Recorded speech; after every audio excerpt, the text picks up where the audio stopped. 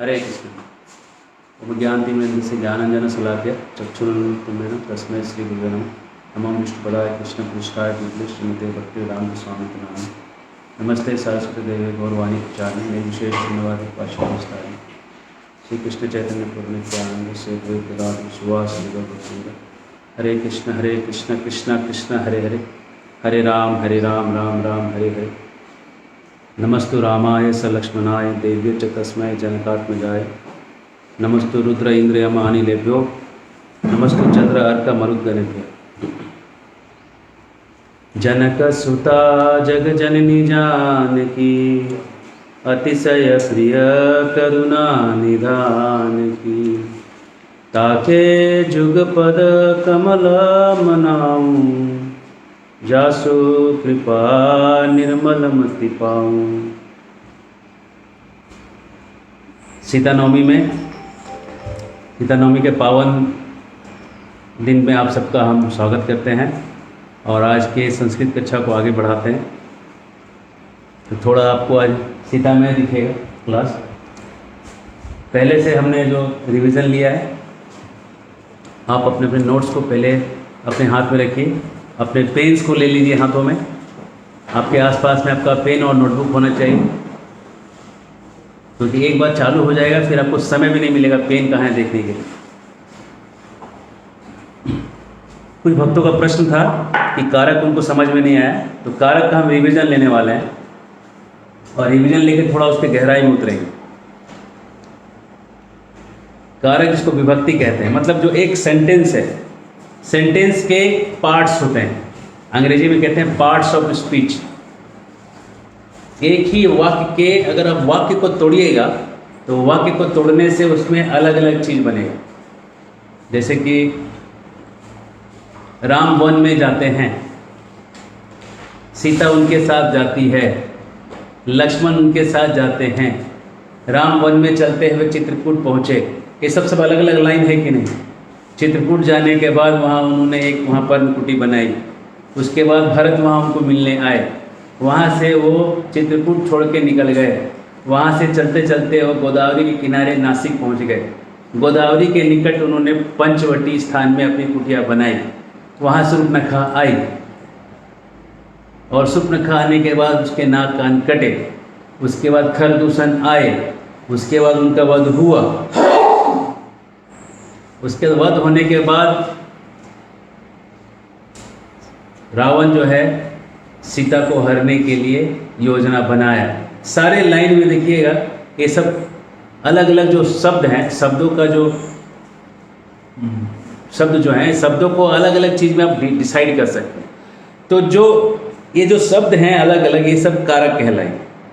अब कौन से कारक हैं, कारक नंबर 1 क्या है, कारक नंबर 2 क्या है, कारक नंबर 3 क्या है, इसको हम अभी देखेंगे। उसको थोड़ा खोलेंगे, लाइन को कैसे समझा जाए। क्रिया को करने वाला कहलाएगा कर्ता, याद रखिएगा, ये इंपॉर्टेंट है। जो करने वाला है, क्रिया को जो करेगा। राम ने रावण को मारा, तो यहाँ पे कौन है यार, मारना क्या हुआ, क्रिया। अब मारने का जो काम है करने वाला कौन है, कर्ता।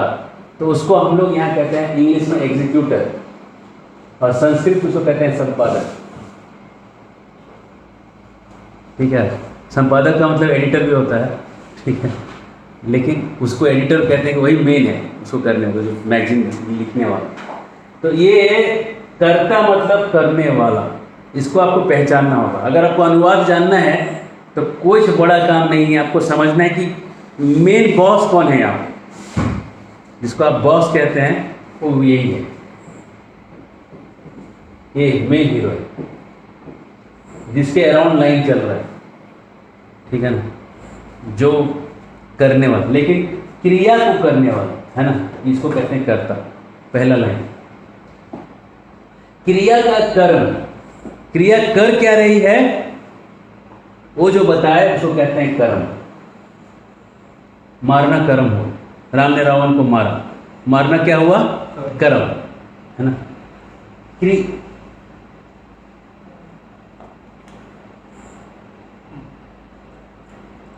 क्रिया का संपादन जिसके द्वारा हो, संपादन मतलब एग्जीक्यूशन, क्रिया का संपादन मतलब जिस हथियार से, धनुष तीर से अगर मारा जा रहा है, तीर धनुष से अगर मारा गया तो तीर और धनुष जो है वो इंस्ट्रूमेंट हो गए, इसको कहते हैं इंस्ट्रूमेंट, हथियार। अगर आपको हथियार याद रखना है तो आप रख सकते, ये हथियार है।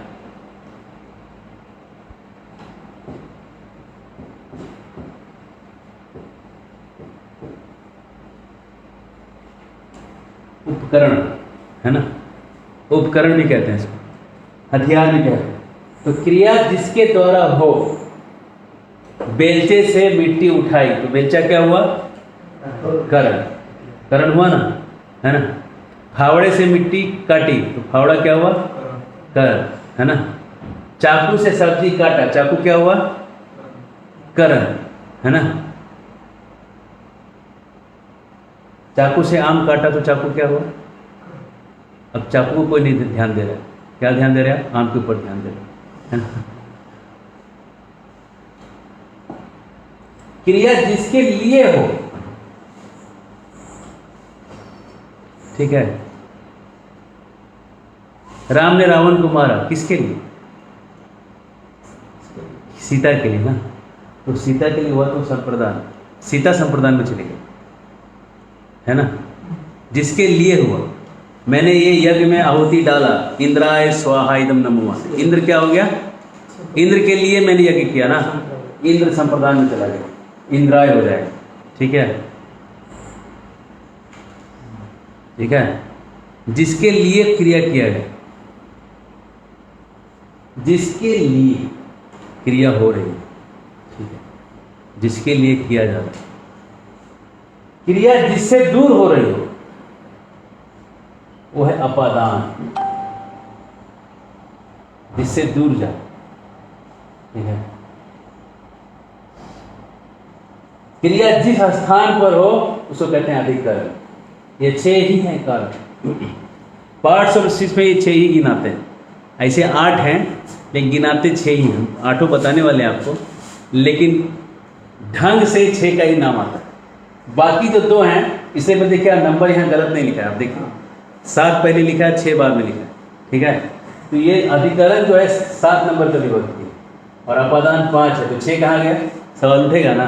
तो 6 इधर है, ये 6 नंबर का विभक्ति यहाँ है और 8 नंबर का विभक्ति यहाँ है, ठीक है। ये लोग विभक्ति गिनाता नहीं है। हे राम कहाँ हो, है ना, तो हे राम उसको विभक्ति में कोई काउंट नहीं, ठीक है।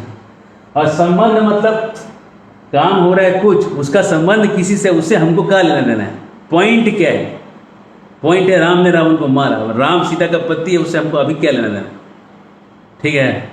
इसलिए संबंध को कारक नहीं माना जाता, वो मेन फ्रेम ऑफ लाइन में नहीं आ रहा, वो संबंधित चीज भी कुछ बताया जा रहा है साथ में, बताते बताते। सीता के पति ने रावण को मार दिया, ठीक है, तो एक्चुअली सीता यहाँ संबंधित है ना, बराबर है ना। सीता एक संबंधी है, एक्चुअली राम ने मारा है, सीता ने कुछ नहीं किया, बराबर है। इसलिए सीता को यहाँ पे ये 6 कारक में गिनती नहीं आए, 6 कारक में नहीं आए, ठीक है ना। तो उसका एक अलग से इसको छठ, मतलब 6 का आप कंफ्यूज मत होइए 6 और 7 नंबर से, ठीक है। आप अगर समझ गए तो ठीक है, कंफ्यूज हो रहे हैं तो भी ठीक है, क्योंकि कंफ्यूज वाला पॉइंट ये। फिर से समझाते हैं, जब आप कारक का हम जब नंबर पढ़ेंगे विभक्ति में, तो ये 7 नंबर का चीज है, ठीक है ना। लेकिन अब हमको कारक एक्चुअली 6 ही है, इसलिए हमने इसको 6 ऐसे रखा है। कोई दिक्कत हो रहा है किसी को समझने में, क्लियर हो रहा है ना। आगे बढ़े, हाँ लिखिए। जिसको पुकारा जा रहा है वो संबोधन 8 नंबर, और जिससे संबंधित है वो 6 नंबर, ठीक है ना। लेकिन इंपॉर्टेंट है 7 5 4 3 2 1, 7 5 4 3 2 1 है तो लाइन कंप्लीट है। ये दोनों है नहीं है, जैसे पहला श्लोक है, धर्म क्षेत्रे कुरुक्षेत्रे समवेत विश्व माम का पांडवा च किम कुर्वत संजय। संजय लोग क्या कर रहे हैं वहाँ पे, संजय का वहाँ कोई स्थान नहीं, वो लाइन में संजय रहे न रहे उससे कुछ फर्क नहीं पड़ता। सवाल पूछा गया है कि वहाँ पे क्या हो रहा है, बात खत्म हो रहा है, पॉइंट खत्म। लेकिन प्रसंग में कहा जा रहा है कि संजय बताओ, है ना, संजय क्या हो। अगर संजय नहीं बोलता धृतराष्ट्र तो संजय नहीं बोलता आंसर, बोलता ही था, है ना। अब तुमको हम अगर नाम से बोलेंगे हे संजय बताओ, नहीं बोलेंगे बताओ बोलेंगे तभी तो तुम बता ही दोगे। तो संजय लिखने का वहाँ पे कुछ है नहीं, इसलिए इसको काउंट में नहीं रखा है। ये हे संजय हे राम ये कोई काउंट में नहीं। चंचला ही मन है कृष्ण, अर्जुन कह रहा है हे कृष्ण मेरा मन क्या है चंचल, तो कृष्ण बोलने की कोई जरूरत है नहीं। चंचल मेरा मन है इतना बोल के आगे निकल जाता तो भी चलता, लेकिन बोलते बोलते बोलते हैं ना जैसे स्टाइल में, अरे कृष्ण मेरा मन चंचल है, लेकिन सीधा बोलता था अरे मेरा मन चंचल है, तभी भी बात यही बोलता। और आजकल के लोग इसका यूज करते ही नहीं। आजकल के लोग कलयुग में संबोधन किसी से संबोधन और किसी से संबंध रखते ही नहीं, इसलिए आपको कोई दिक्कत नहीं। छठी और ये आपका ये जो 6 नंबर और 8 नंबर आपको कहीं यूज होना नहीं। प्रैक्टिकल लाइफ में शास्त्र पढ़ते समय लगेगा कि पहले के लोग संबंध रखते थे और पुकारते भी थे किसी को, ठीक है ना। हरे कृष्ण, आगे बढ़े। अब आपको पहचानना है। बलराम खेलती न पठती, बलराम कौन सा विभक्ति, ठीक है। लिखिए, आपको खाली लिखना है बलराम, वो जो घेरा हुआ चीज़ है वो लिखना है, उसके आगे आपको विभक्ति का नंबर देना है। प्रथमा को खाली आप ऐसे कर सकते हैं, प्रथमा लिख दीजिएगा तो भी चलेगा, ठीक है, या एक लिख दीजिए तो भी चलेगा, इंग्लिश वाला एक लिख दीजिए, क्योंकि हम एक किसके लिए रखे हैं, क वर्ग, 2 रखे हैं, ख वर्ग बताया था पहले, उसको इंग्लिश वाला एक लिख दीजिए चलेगा। कुछ भी करिए आप समझिए, इसको एक नंबर इसको दे दीजिए, ठीक है ना। इसको एक लिख दीजिए। बलराम क्या है। अब रमा पठती न खेलती, रमा लड़की का नाम है, ठीक है। रमा क्या कर रही है और क्या नहीं कर रही है, तो रमा शब्द देखिए हम वहाँ पे फुटनोट दिया, रमा स्पेलिंग प्रथमा में, ठीक है ना, याद रख लीजिएगा, ठीक है। पचती का मतलब लिखिए, ये तीनों लिखिए, पचती, पचसी, पचामी, तीनों शब्द लिखिए और तीनों से आपको शब्द बनाना है, वाक्य बनाना है। पचती से क्या बनाइएगा, सह पचती, इसका मतलब क्या हुआ, वह पका। और पचसी से तुम पचसी, मतलब तुम पका रहे हो और मैं पका रहा हूँ, ठीक है। क्लियर हो गए। अब आपको यहाँ पे लिखा है उमा, यहाँ से लाइन थोड़ा सा उधर हो गया, ये लाइन का मीनिंग बताइए। उमा हंसती न पचती, हाँ पका नहीं, ठीक है। उमा हंसती न पचती, मैंने बहुत सिंपल, ऐसे लिखा जाएगा तो न तू पचती ऐसा होगा, लेकिन एकदम सिंपल में आप समझिए। सीता चलती न धावती, धावती का मतलब है दौड़ना।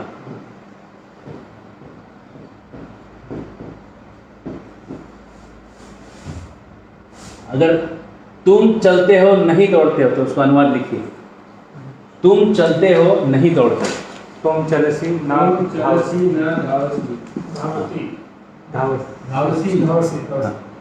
तुम चलसी न धावसी, ठीक है, सी लगेगा बस। मैं चलता हूं दौड़ता नहीं, ना धावा, ठीक है। अहम चला, लिखिए लिखिए लिखिए। में संबोधन करना है तो स्त्रीलिंग कैसे करें, क्योंकि रमा तो ऐसा संबोधन किया। तो आपको लगेगा ना रमा पटती, पढ़ कौन रहा है, इस क्रिया का डायरेक्ट संबंध इससे अगर तो संबोधन होने का सवाल ही नहीं उठता। संबंध है, क्रिया है, ये सब का खेल, पूरा लाइन का खेल कहाँ पे है, क्रिया में, इसमें नहीं है खेल। कभी भी कारक पहचानने में दिक्कत हो रहा है तो गेम सारा क्रिया में देखिए, आपको मैंने पहले दिखाया, देखिए, इसलिए हमने थोड़ा अलग स्टाइल से पढ़ाया था। क्रिया को करने वाला करता है। मैंने कैसे डिफाइन किया है कर्ता को, बॉस कौन है जो क्रिया को, क्रिया छूट गया तो बॉस भी छूट जाएंगे, इसलिए क्रिया को सेंटर में रख के पूरा समझाया जा रहा है। तो लाइन में सेंटर में क्या है, क्रिया, क्रिया से समझना होगा। क्रिया को डायरेक्ट करने वाला जो है कर्ता हो गया, कोई संबंध नहीं, ऐसे पुकार उकार रहे हैं तो संबोधन। इस क्रिया को करने वाले से संबंधित है तो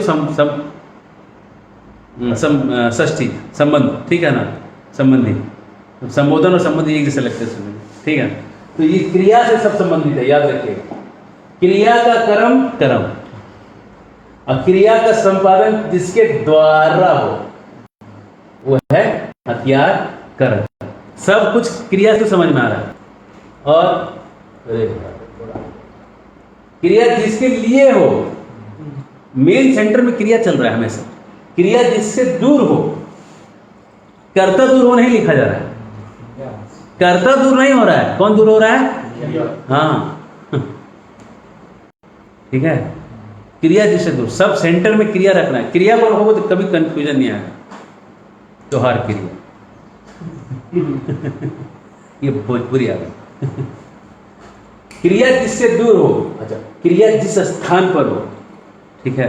पेन को सर पे रखा है, स्थान जो है पेन को सर पे रखा है, पेन को राम पे, रामे, जिस स्थान पे क्रिया हो रही है, सबसे इंपॉर्टेंट क्या है? क्रिया है ना। देखो सबसे इंपॉर्टेंट क्रिया ही है ना। अरे कोई लाइन इसलिए ना लिखा जा रहा है, कुछ हुआ था वहां पे, कुछ हुआ ही नहीं था। समझोगे राम आया और जन्म लिए चले गए, तो कोई रामायण पढ़ता था? रामायण क्यों पढ़ते हैं? क्योंकि वहां रावण मरा था, कुछ क्रिया हुआ था वहां। सबसे इंपॉर्टेंट पूरा रामायण में क्या है?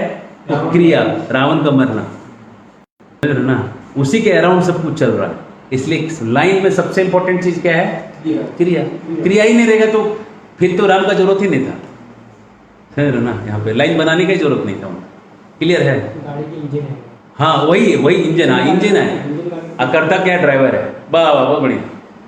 ये क्या है? क्रिया एक इंजन है, और ड्राइवर एक जो करता है। वो जब तक वो आएगा चाबी देगा तब इंजन चलने लगेगा। लेकिन इंजन हटा के अगर उतर जाए ड्राइवर तो उसको कोई वैल्यू देगा? आप अगर रेल पटरी पार कर रहे हैं, ट्रेन आगे से खड़ी है और उसमें ड्राइवर नहीं है, तब कोई डर नहीं है। ड्राइवर खड़ा उसमें बैठा हुआ है ना। लेकिन आपको डर से हो रहा है, ट्रेन से हो रहा है, समझ रहे हैं ना। तो मेन फोकस क्या है? तो क्रिया ही मेन इंपॉर्टेंट चीज है। अनुवाद पकड़ना बहुत आसान है। पकड़िए क्रिया क्या है, हुआ क्या है ना, है ना। इसको बोलते हैं कि प्रॉब्लम क्या है ना। जैसे कोई ट्रबल शूटर पूछता है ना कंपनी में, मशीन में जाके कि प्रॉब्लम क्या है। आपका फ्रिज नहीं चल रहा है, तो सबसे पहले क्या करिएगा? आपको घर में बोला आपका फ्रिज नहीं चालू है, तो पहले सबसे पहले क्या करिएगा? बिजली चेक करेंगे। हाँ बिजली चेक करिएगा ना, बिजली है कि नहीं है। सबसे पहले बिजली चेक करिएगा। बिजली नहीं तो फिर आगे गाड़ी नहीं चली तो सबसे पहले क्या करिएगा? पेट्रोल देखिएगा, पेट्रोल है कि नहीं, है ना। तो सबसे इंपॉर्टेंट चीज को सबसे पहले खोजना पड़ेगा, समझ रहे ना। तो क्रिया वैसे सबसे इंपॉर्टेंट चीज, पहले आपको क्रिया खोजना पड़ेगा कि ये प्रॉब्लम है क्या। उसमें कोई भी अनुवाद खोजना है, क्रिया खोज लीजिए कि हुआ क्या था। उसके बाद आपको जो प्रथमा में जो दिख रहा है आगे पीछे उस लाइन में, वही है चाबी घुमाने वाला। वो भी पकड़ा गया, चाबी इंजन पकड़ा गया, चाबी पकड़ा गया। अब उसके बाद हथियार क्या है वो भी पकड़ा ही जाएगा। करण अब द्वितीय विभक्ति आ रहा है, और किसके लिए किया वो तो खैर पकड़ा ही जाएगा, ठीक है। किससे हटा वो भी पकड़ा जाएगा, किस पे हुआ वो भी पकड़ा जाएगा। यही 6 चीज पकड़ लिए, 8 का भी जरूरत नहीं है। 6 पकड़ लिया आपने तो आपको अनुवाद आ गया। आपको करना इतना ही, कोई भी लाइन में वो 6 चीजें पकड़नी है, ठीक है। ये कोई बहुत बड़ा चीज है। सुबह से शाम तक अपने गलती पकड़ते रहते हैं, इसका गलती उसका गलती, पकड़ते हैं कि नहीं, है कि नहीं। धन्यवाद। प्रभु जी ने ग्लास जूस का बनाया, इसलिए बनाना जो है क्रिया हुआ, है ना। और प्रभु जी जो है करता इंपॉर्टेंट तब है जब जूस बना। ये देखिए, अरे ऐसे बोतल है लेकिन इसके अंदर इन्होंने नींबू का शरबत बनाया हुआ, ठीक है ना। अगर प्रभु जी तो पहले भी थे, लेकिन इंपॉर्टेंट क्यों हो गए अभी? क्रिया के कारण। अगर क्रिया नहीं करते और ये जूस नहीं बनता, आपको लग रहा है कि जो मजाक है, मैं पी के दिखाता हूं। लाजवाब। क्रिया के कारण हर चीज इंपॉर्टेंट हुई है, नहीं तो कोई चीज इंपॉर्टेंट नहीं थी। समझ में आया? क्लियर है? बढ़े आगे।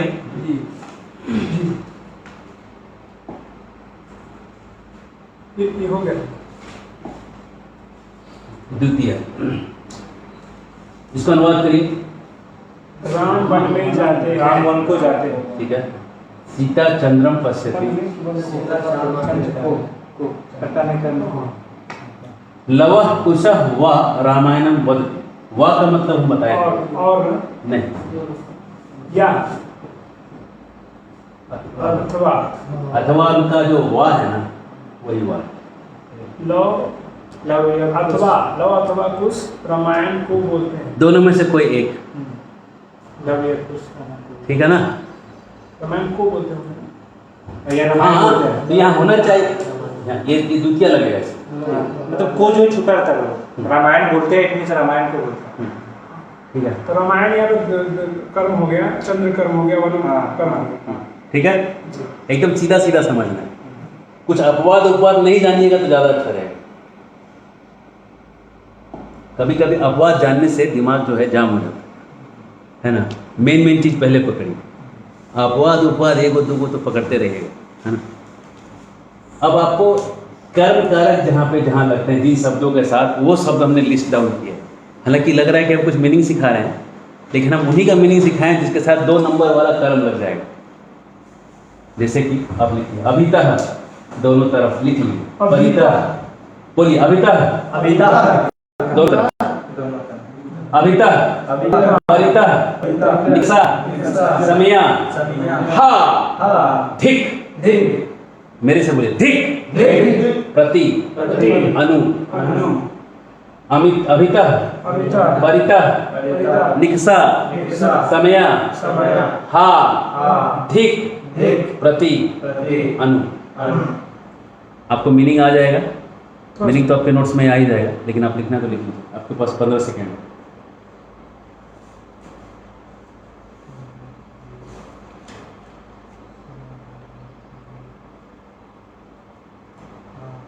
परितः का मतलब होता है चारों तरफ, लेकिन दिक्कत क्या है कि चारों को हम लोग सब तरफ समझते हैं, लेकिन सब तरफ कहने का एक्चुअल मतलब है ऊपर भी तो होगा, नीचे भी तो होगा, 10 दिशाएं होती हैं, है ना।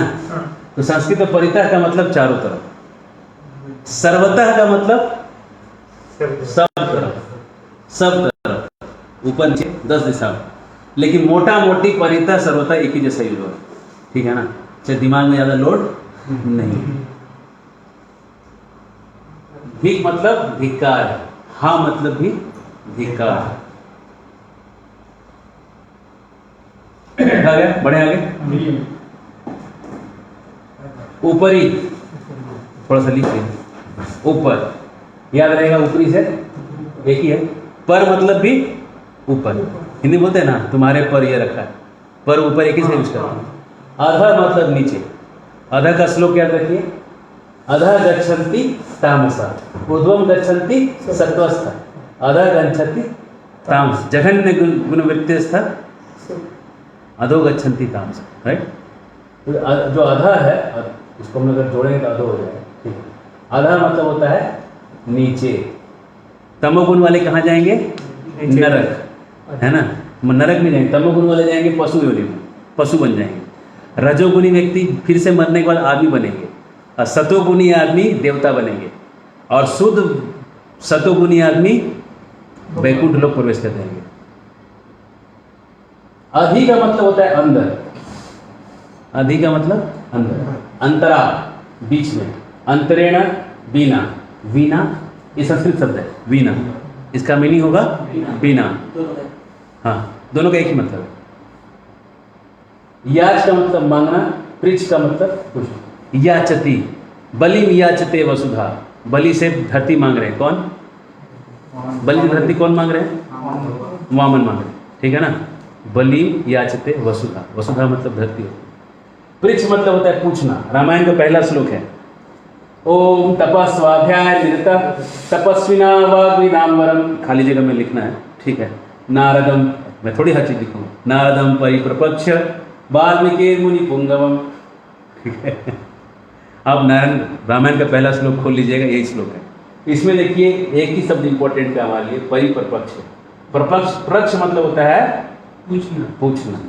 जहां भी प्रक्ष शब्द आएगा, पृक्षति, भार्या पृक्षति, भार्या पूछती है, पत्नी पूछेगी, है ना। कुशलम गे है, शरीर ठीक है कि नहीं, है ना, पूछेगी। पूछना पृच्छ से आता है।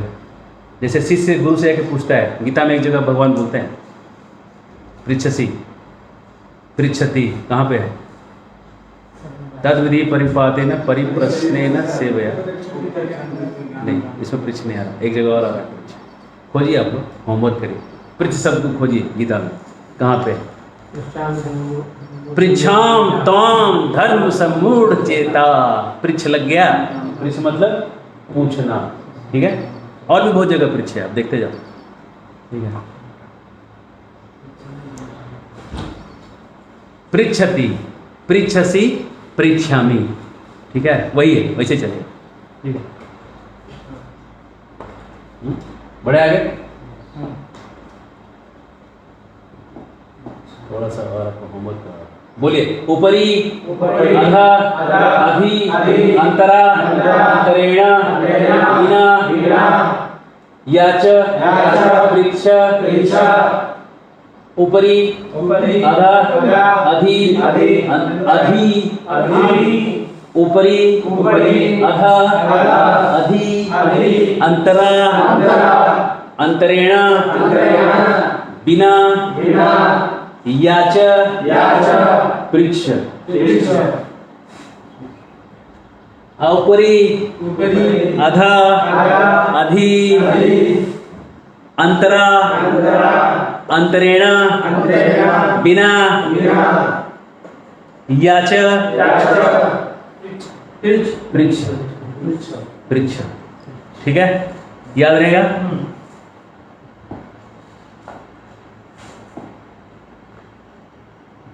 बढ़ते हैं एक, ये जो शब्द लग रहे हैं ना, ये सब जहां भी लग जाएंगे वहां पे द्वितीय विभक्ति लगेगा। जैसे धिक है ना, तो धिक के साथ एक आएगा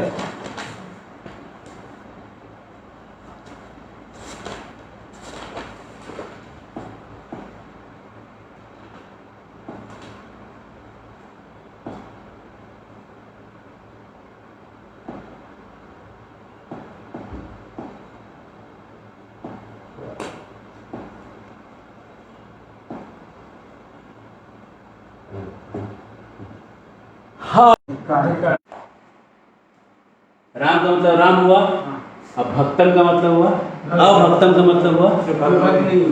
हाँ, तो इसका मतलब क्या निकला? राम के जो भक्त नहीं उन्हें धिक्कार। हाँ, समझ में आया। अब कृष्ण के जो भक्त नहीं, इसमें बनाइए, कैसे बनेगा? हाँ, कृष्णा भक्तम। लगता है कि कृष्ण के भक्त अधिकार है, ऐसा लग रहा है, ऐसा नहीं हुआ है, संधि है। संधि दीजिए, संधि में अ जुड़ के आ हो रहा है, ठीक है, अ जुड़ के आ हो गया, दो लग के आ हो गया, ठीक है।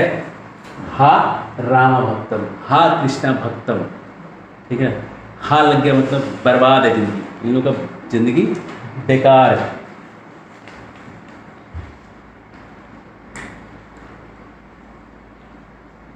समय है थोड़ा और देखते हैं।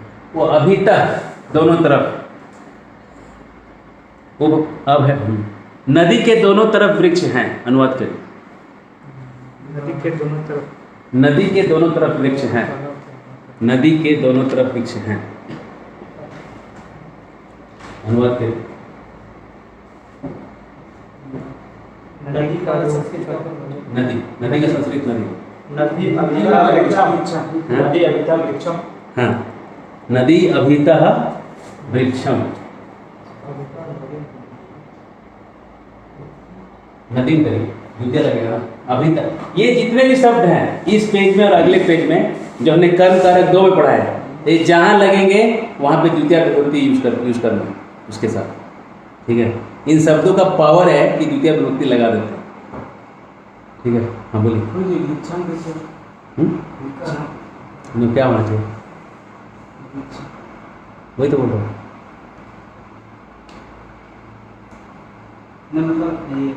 नदी अभिता वृक्षम, वही तो बोल रहा हूँ। ये जो शब्द हैं, इन शब्दों का प्रयोग करते समय द्वितीय विभक्ति लगता है नियम है, इसलिए हमने क्या किया है, वो नियम नहीं बताया आपको। एक साथ ये जितने भी ये पिंक कलर में जितने भी लिस्ट हैं, ये सब द्वितीय विभक्ति करेंगे, इनका काम ही है, ठीक है, लगेगा।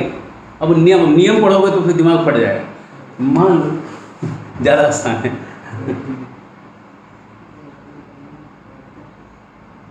ठीक, चलो आगे बढ़ो।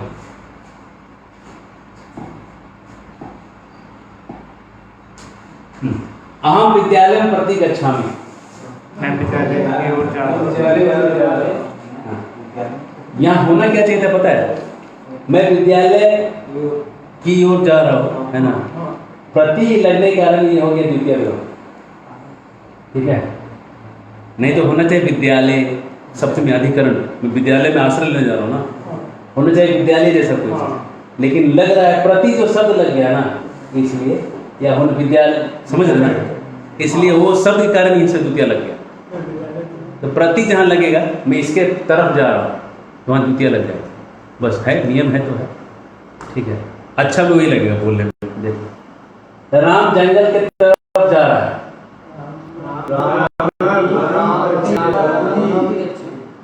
अब इसका मीनिंग बताइए।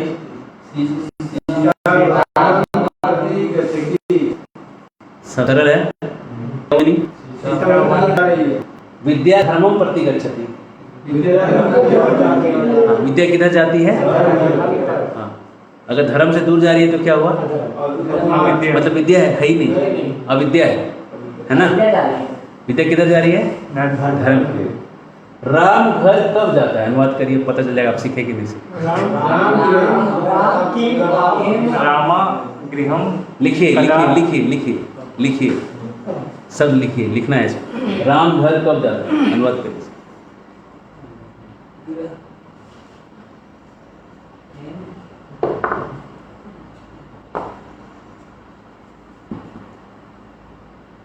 रामा कदा गृहं गच्छति।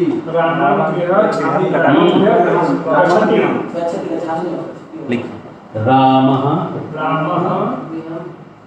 गृहम। यही है सवाल, यही है इसमें। बाकी तो कब का क्या होगा? जाता है क्या? इतना तो आपको मालूम ही है ना?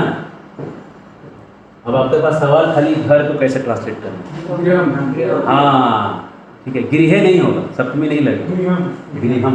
घर को या घर को कर्ता ने करो तो गृहम। ठीक है, ठीक है ना? घर की तरफ जा रहा है, इसलिए क्लियर है? आप लोग द्वितीय विभक्ति पकड़ लिए तो काम होगा। अब अनुवाद करिए, लिखते जाइए नीचे नीचे, सब पेन रखिए और अपने यहाँ पे आप अनुवाद करिए। विद्यालयम उभयतः पुष्पम फलम च अस्ति। बोलिए इसका मतलब क्या होता है? विद्यालय के चारों ओर पुष्प और फल है। उभय का मतलब बताया ही नहीं है। दोनों तरफ। उभय का मतलब दोनों तरफ बताया था हमने ना, मूर्खों बदलती बोलो श्लोक। हाँ वो पहले बताया, दोनों तरफ, दोनों ओर।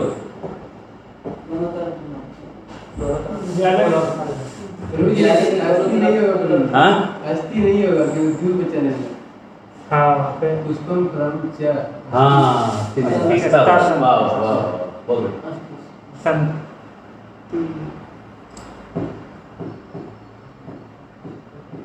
ठीक है,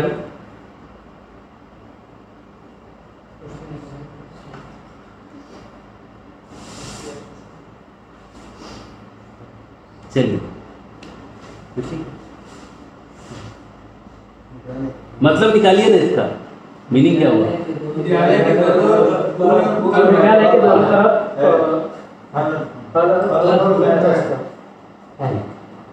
प्राज्ञन का मतलब होता है विद्वान।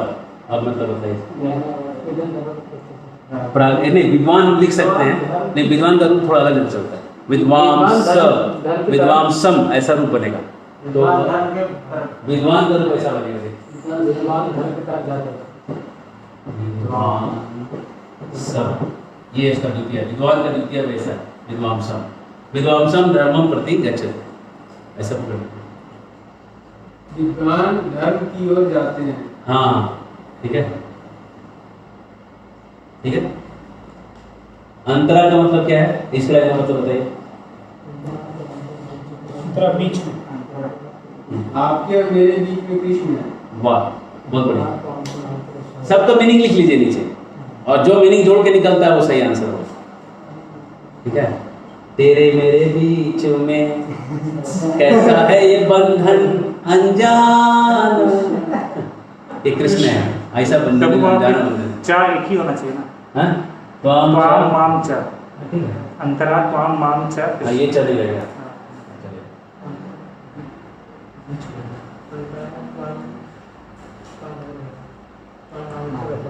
हाँ ठीक है भाई, टेंशन नहीं। ये बोलिए, इसका भी नहीं बोलिए।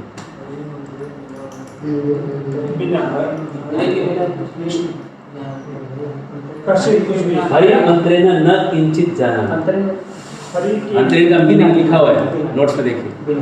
हाँ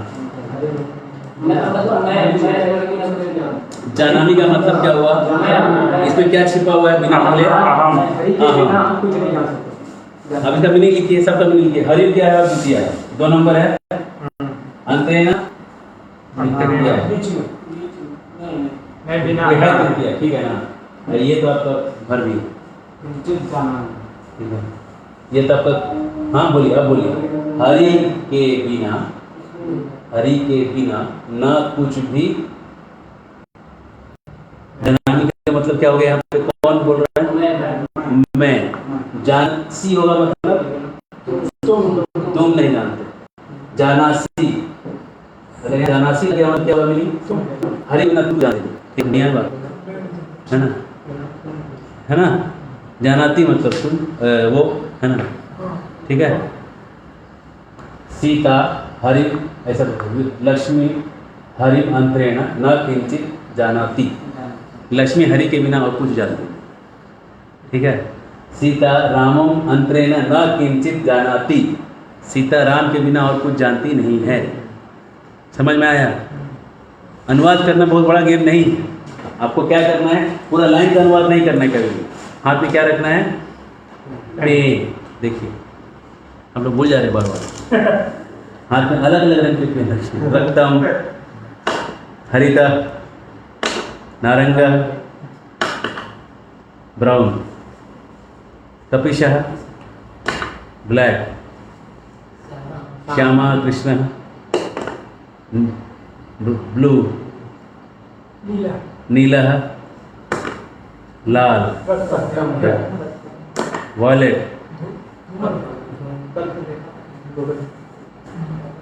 धूमर, धूसर, होमवर्क श्यामा श्यामा नहीं नहीं, श्यामा नहीं, धूमल वर्ण।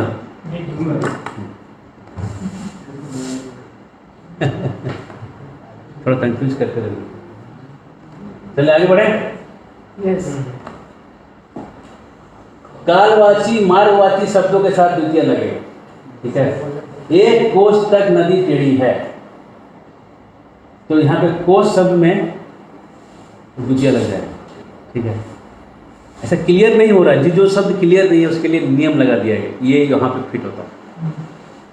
बाकी तो है क्लियर कि करता, अगर राम मारा है तो मारना द्वितीय है, तो राम रावण को मारा है ना, तो राम रावण को तो रावणम है ना, हत्वा, तो वो तो रावण को मारा तो क्लियर है कि द्वितीय ही लगे।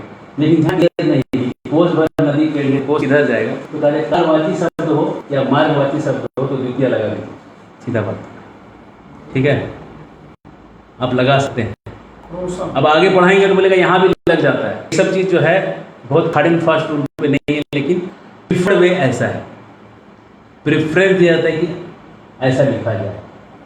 सीता एक कोष तक चलती है, सीता क्रोशम गच्छति। अगर कहीं एन लगा हो अंत में, अब इसी को संस्कृत में कहते हैं एनापत्रितिया, एन लगा हो, ये देखिए दक्षिणे में यहाँ एन लगा हुआ है अंत में एन, देखिए तो अंत में एन लगा है कि है ना, तब यहाँ पे उसके साथ वाले शब्द में द्वितीय लगेगा, लग रहा है। तो दिशावाची है दक्षिण, दक्षिण उत्तर, सीता के दक्षिण में, ठीक है, ठीक है। नदी के उत्तर में पंचवटी है, नदी उतरे ना पंचवटी, ठीक है। बस ये जानना है, इसका हम प्रयोग अभी नहीं दिखाया, बस सबको कुछ पता नहीं कि है ऐसा। इसको नोट करना है। आप नोट कर लीजिए, नोट कर लेंगे तो अच्छा रहेगा, भूलिएगा नहीं। क्योंकि नोट्स जो है वो नोट्स ऐसे रह जाएगा पड़ा हुआ, उसे निकाल के आप कब नोट करिएगा, ऐसे अभी नोट करिए, जो इम्पोर्टेंट लग रहा है नोट करिए।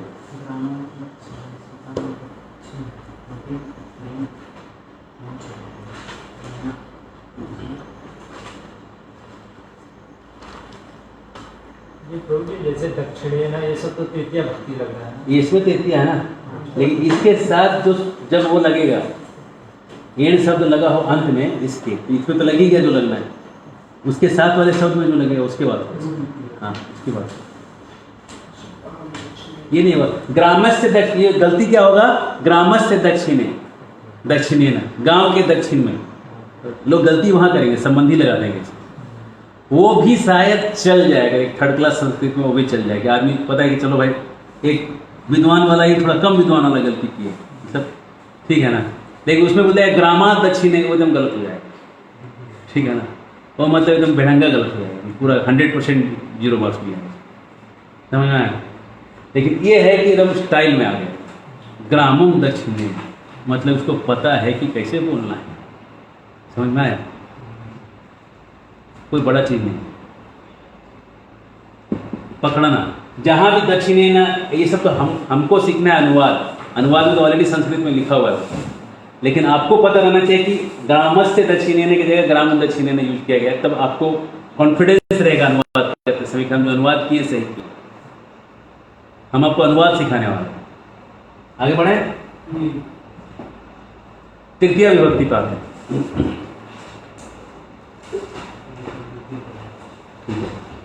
इसको 2 दिन लग जाएगा, 1 दिन और लगेगा विभक्ति करने में, आराम से हम लोग जा रहे हैं। 6 पहुंचाना है, 8 पहुंचाना है, इसमें कभी तीसरे पे है, ये सब समझने वाला चीज़, आराम से चलिए, कोई भी टेंशन नहीं। 2 चीज़ कम सीखेंगे चलिए, लेकिन जो सीखेंगे ठीक से सीखेंगे। तृतीय विभक्ति का मतलब है नंबर 3, है ना, इसको कहते हैं कि जो उपकरण साधक तम, जिसे सधा जाए कोई चीज़, जो कोई चीज़ को सधा जाए मतलब समझते हैं ना, हिंदी है, जिसे कोई चीज़ सधता है उसको करण कहते हैं। जिससे कोई उपाय से कोई चीज़ किया जाए, साधा जाए, उसको ठोठा भाषा में भी और इधर उधर के भाषा में भी कहा जाता है कि साधने वाला चीज़, है ना, जिससे साधा जाए उसको कहते हैं करण संस्कृत में। तो करण जो है कहाँ कहाँ लगेगा, ये तो सीधा पहचान में आ गया कि भाई धनुष से तीर से उसको मार दिया तो तुम क्लियर कट है उसको तृतीया लगेगा, ठीक है। अपार्ट फ्रॉम दिस, इसके अलावा और तृतीया कहाँ कहाँ लगेगी वो अभी बात चल रहा है, ठीक है। तो लक्षण जहाँ पे बताया है,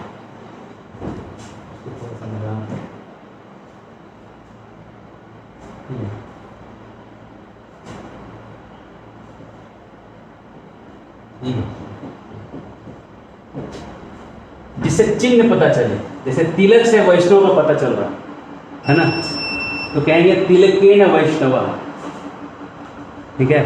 इस तिलक से पहचाना जा रहा है ना, तो वैष्णव कैसे सधा रहा है, तिलक के कारण सधा जा रहा है कि ये वैष्णव पकड़ा जा रहा है। जिस चीज़ से पकड़ में आ जा रहा है कोई चीज़, है ना, अगर किसी के ऊपर हल दिखे तो क्या पता चल जाएगा वो क्या है, ईशान, है ना, हाँ तो हले ने किसे का, ठीक है, समझ में आया। एकदम सिंपल है। जटा भी, ये थोड़ा बहुवचन में आ गया, जटा भी तृतीया है। जटाओं से क्या पता चल रहा है, यति मतलब सन्यासी, ये बहुवचन है, इसलिए अभी तक आपको एक वचन वाला शब्द दिख रहा है ना, ये बहुवचन वाला है, तृतीया बहुवचन है।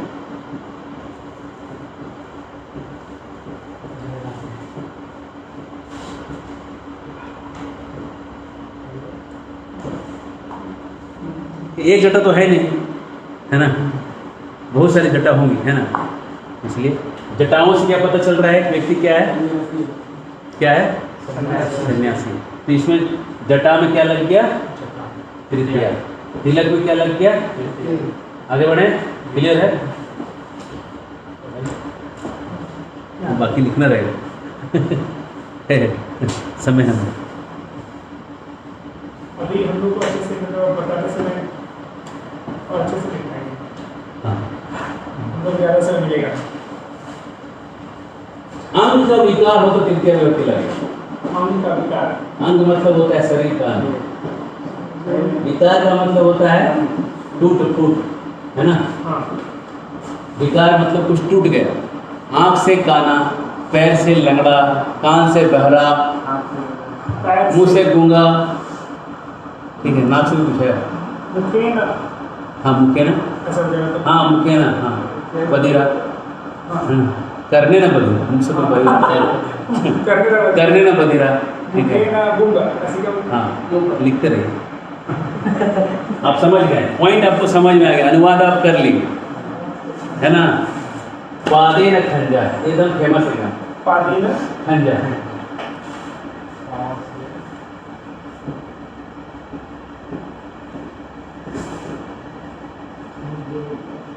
खंजा का मतलब होता है लंगड़ा, अच्छा खंजा में पैर से लगा। पैर से लंगड़ा, पादी ना खंजा पैर से तो लंगड़ा होगा ना, हाथ से लंगड़ा कैसे होगा, हाथ से लंगड़ा हो जाता है।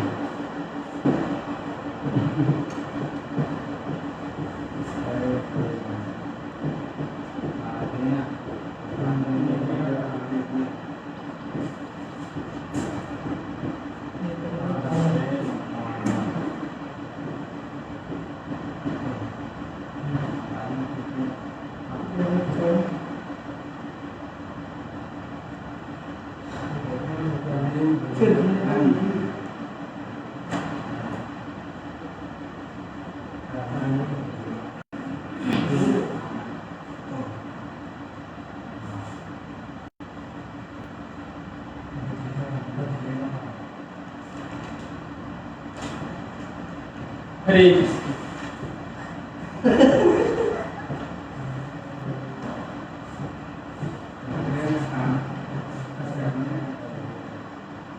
ठीक है, अंग का कोई विकार दिखे तो तृतीय विभक्ति लग जाएगा, क्लियर है।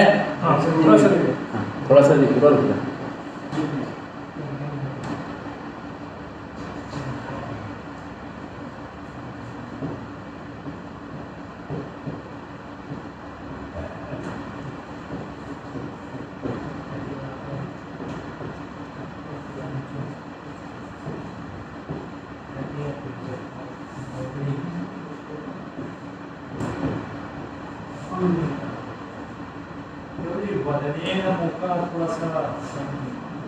बोलने में वदन का मतलब चेहरा हो, ठीक है, मुखे ना ऐसा होगा।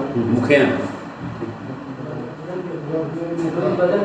बदल होता वो भी होता वैसा भी सही है, वदने हरि नाम बोलो रे, गाय गोरा मधुर स्वरे, हरे कृष्णा कृष्णा कृष्णा हरे हरे, हरे राम राम राम हरे हरे, हरे कृष्णा कृष्णा कृष्णा हरे हरे, हरे राम राम राम हरे हरे, गाय गोरा मधुर स्वरे, बदले क्या है दिक्कत।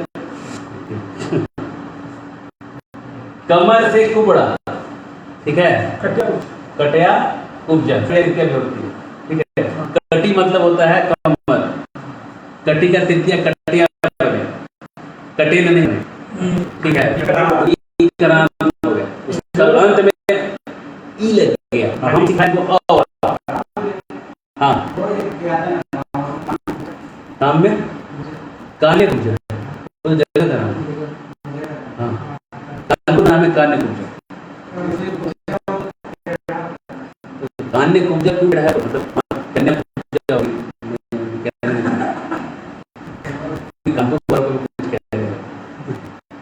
तुम निकालो कान्य कुब्जा, उसको कुब्जा क्यों है वो हम यहाँ पे कमेंट नहीं करना चाहते।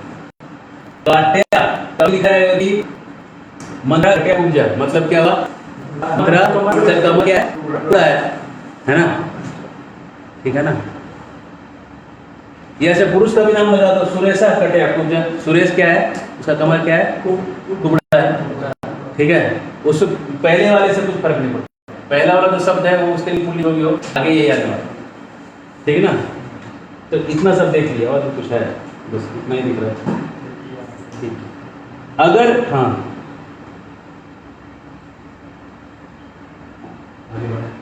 तृतीय विभक्ति और कहाँ ले, अगर किसी का हेतु का बोध हो रहा है, हेतु तो तृतीया लगेगा, हेतु का बोध, हेतु मतलब रीजन, तो फिर तृतीया लग जाएगा, ठीक है। इसमें है हाँ विद्या ऐसा भवति, ये विद्या जो है विद्या ऐसा भवति, ये तृतीय विभक्ति है।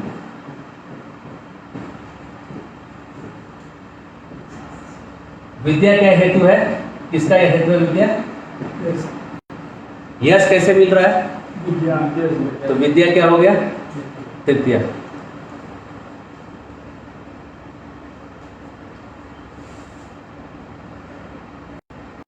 सह विद्या तो आंकड़ा है, हाँ। बहुवचन है क्या, नहीं कुछ नहीं, विद्या विद्या विद्या विद्या विद्याम विद्या बराबर सही है, लिखिए साध्य सही है।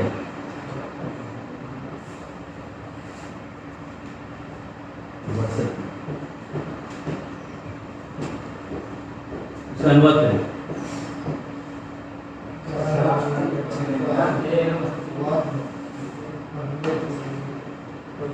वो यहाँ पढ़ने के लिए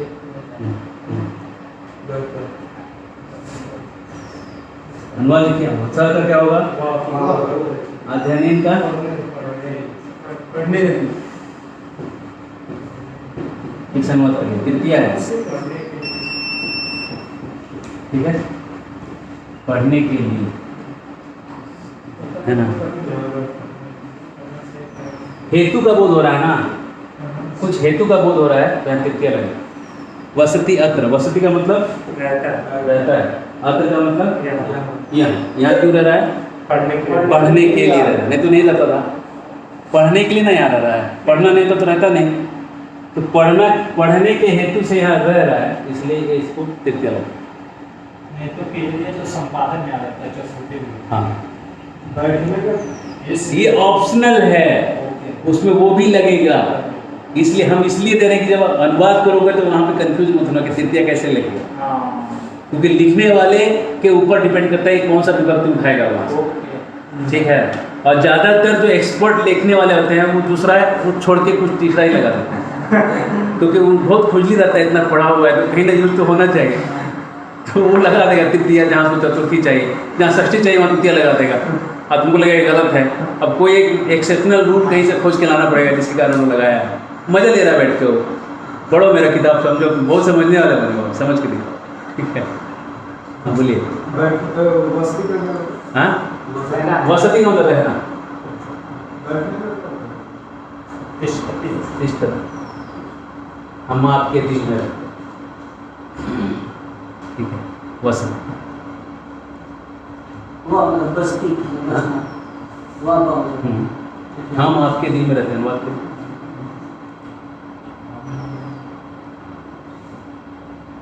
चलिए होमवर्क लीजिए, तुम्हारे दिल में होगा तो त्वाम हो जाएगा, आपके लिए हम अहम के लिए अहम, हृदयम वसति,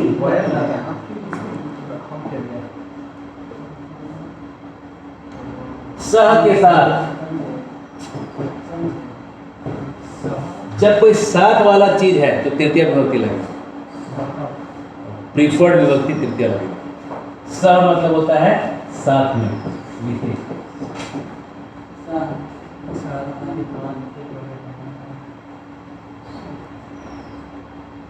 और है साकम, इसका भी मतलब है साथ में,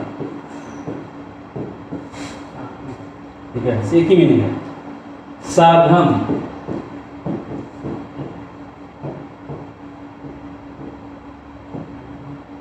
समम ऑलमोस्ट सेम मीनिंग है, सबका मीनिंग है साथ में, ठीक है। साथ में जब ऐसा ये सब रहेगा तो लग जाएगा राम लक्ष्मण के साथ जाते हैं।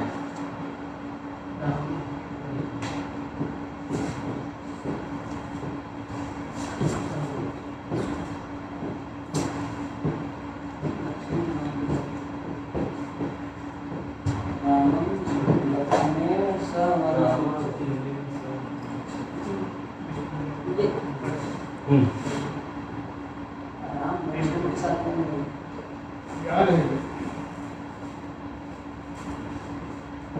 बस ये, अरे तो सीता रहेगा तो सीतिया हो जाएगा। सीता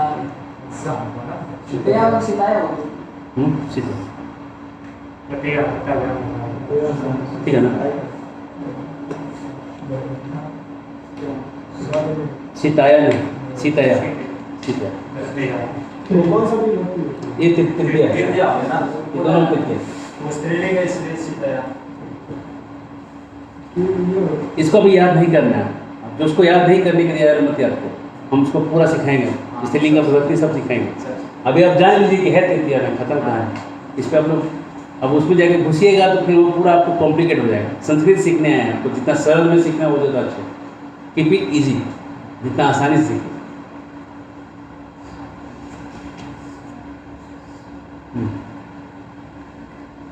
इसके बाद